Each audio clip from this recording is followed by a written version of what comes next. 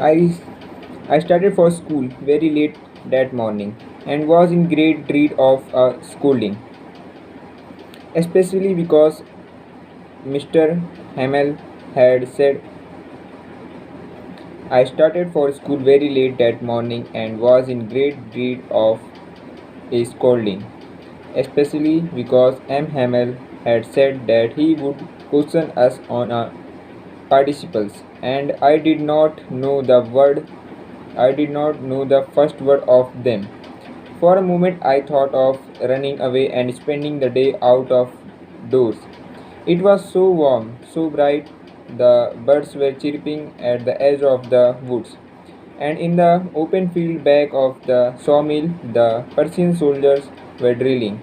It was all much more tempting than the rule of participles, but I had the strength to resist and hurried off to school. When I passed the town hall, there was a crowd in the front of a bulletin board. For last 2 years, all our bad news had come from there. The lost battles, the draft, the orders of the commanding officers. And I thought to myself without stopping, what can be the matter now? Then, as I hurried by as fast as I could go, the blacksmith Watchers who was there with his apprentice reading the bulletins called after me, "Don't go so fast, Bub. You will get to your school in penalty of time." I thought he was making fun of me and reached M. Hamel's little garden, all out of breath.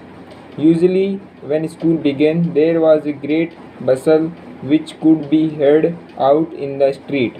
The opening and closing of desk lesson repeated in unison, very loud, with our hands over our ears to understand better, and the teacher great ruler rapping on the table. But now it was all still. I had counted on the commotion to get my desk without being seen. But of course, that day everything had to be as quiet as Sunday morning. Through the window, I saw my classmates already in their places and M. Hamel walking up and down with his terrible iron ruler under his arm. I had to open the door and go in before everybody. You can imagine how I blushed and how frightened I was. But nothing happened. M. Hamel saw me and said very kindly, "Go to your place quickly, little Franz. We were beginning without you."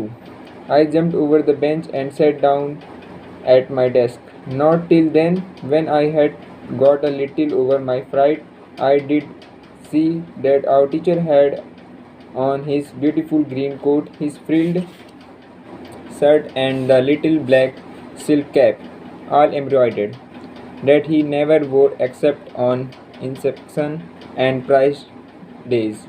Besides, the whole school seemed so strange and solemn.